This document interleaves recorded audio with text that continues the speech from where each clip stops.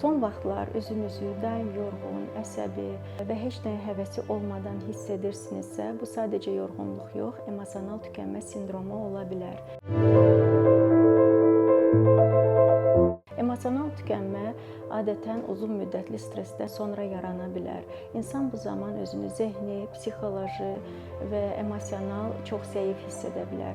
Ən çox görünən əlamətləri isə motivasiya itkisi, yuxu pozuntuları, diqqət dağınıqlığı, insanlardan uzaqlaşmaq, əsəbilik və ən çox da əvvəllər sevərək gördüyünüz işə qarşı marağın azalması ilə müşahidə olunur.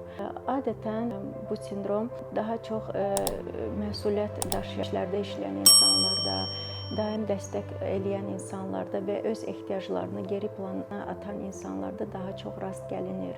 Bu zaman isə bizim psixikamız və orqanizm bizə dayan və özünə diqqət et siqnalı verir.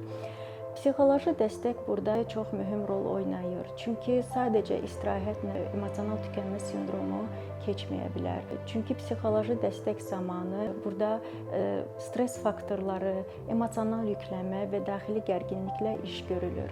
Unutmayaq ki, daim güclü görünməyə çalışmaq yerinə zamanında yardım almaq psixoloji sağlamlığın qorunması deməkdir.